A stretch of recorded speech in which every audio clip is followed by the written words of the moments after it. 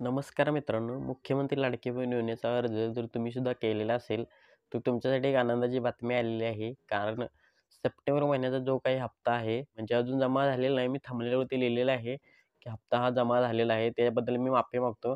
पण YouTubeवरती अशा प्रकारचे बरेच व्हिडिओ फेक लोक बनवत आहेत.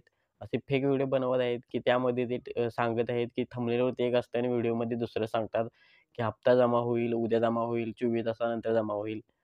तर अशा कोणत्याही अफवांवर तुम्ही विश्वास ठेवू नका. कारण अजून या योजनेचा हप्ता हा अजून सप्टेंबरमधील हप्ता हा अजून जमा झालेलाच नाही.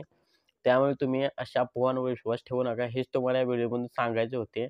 आणि लवकरच या योजनेचा हप्ता तिसरा हप्ता हा आज 21 सप्टेंबर आहे आणि 21 सप्टेंबर ते 28 सप्टेंबर या कालावधीमध्ये जे काही तिसरा हप्ता आहे सप्टेंबर महिन्याचा, तो जमा होण्याची शक्यता आहे. जमा होणारच आहे.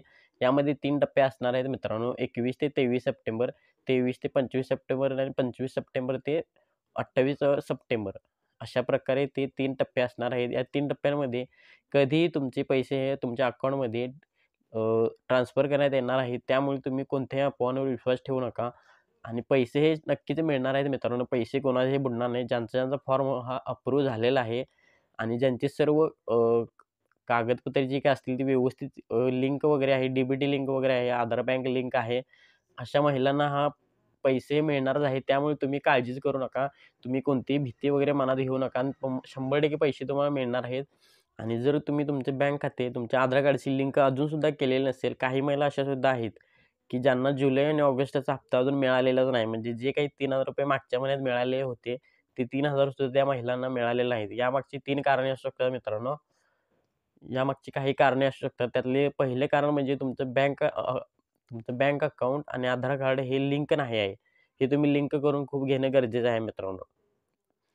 दुसरं म्हणजे तुम्ही फॉर्म भरताना जे बँक अकाउंट दिले होते ते तुम्हाला चालणार नाही. कारण ऑलरेडी तुमच्या आधार कार्डला कोणतं बँक अकाउंट लिंक आहे हे तुम्ही चेक करणं खूप आवश्यक आहे. कारण जे आधार कार्डला अकाउंट लिंक आहे त्या अकाउंटमध्येच ते पैसे लाडकी बहीण योजनेचे पैसे हे ट्रान्सफर करण्यात येणार होते आणि त्या अकाउंटमध्ये हे पैसे ट्रान्सफर करण्यात आलेले आहेत.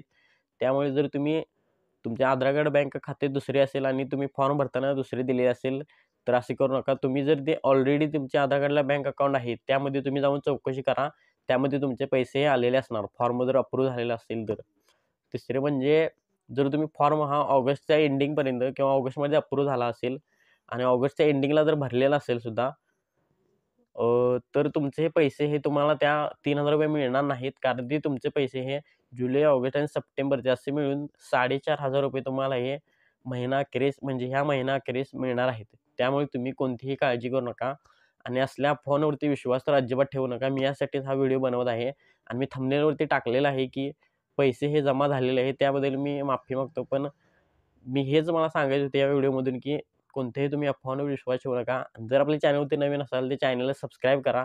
कारण आपण आपल्या चॅनलवरती जे काय असेल ते रिअल आणि जेन्युइन कंटेंटच सांगत असतो.